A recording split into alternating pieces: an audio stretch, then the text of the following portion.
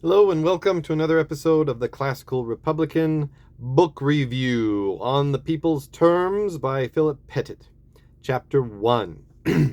A Liber must be free to choose objectively and cognitively.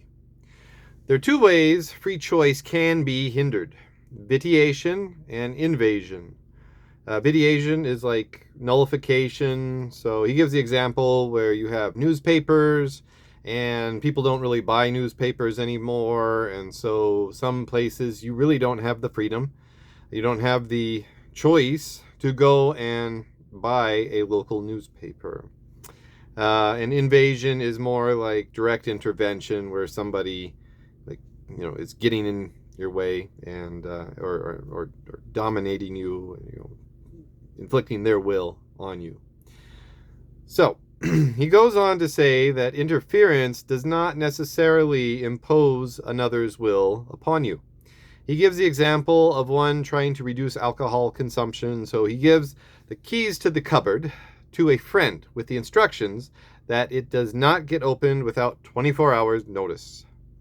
And in some videos on YouTube, some public lectures I've seen him give, he talks about Odysseus. And so Odysseus wants to, needs to go through the passage where the sirens are, and the sirens sing so seductively that that any sailor who comes by wants to jump out of the ship and will, in their effort to get to the sirens, will die because of the waves and the rocks.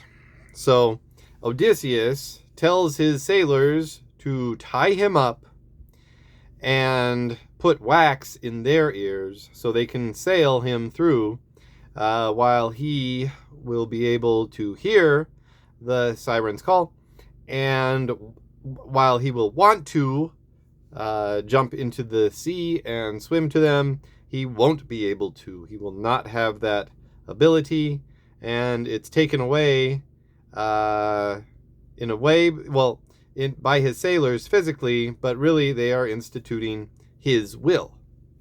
Okay?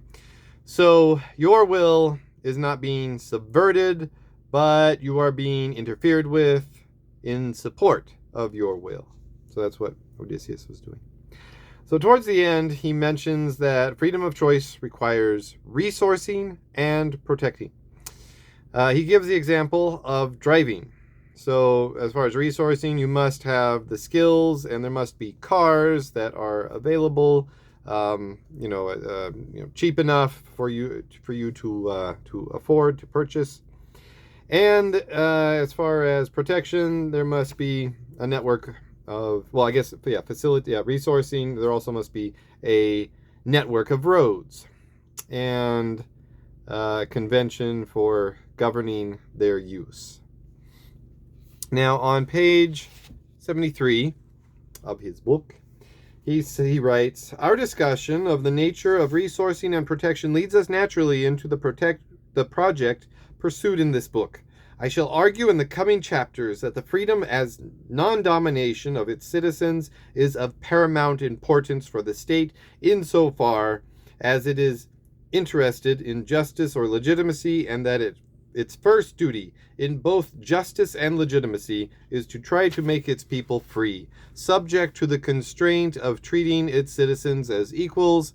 The state ought to be guided by the idea of promoting such freedom, putting in place the resources and protections that can guard people against domination." And then he goes on to talk about consequentialism. He is a philosophical theoretical consequentialist, Philip Pettit is. And so he wants to, and so this seeps into his writings on the theory of republicanism. And so what that is that consequences matter. So, even though if you didn't intend to, maybe you were cooking a nice meal and you burnt down the house, well, that was a bad thing. Consequences are what matter. So we see lots of theoretical setup in this chapter to help us through the rest of the book. Till next time, long live the Republic.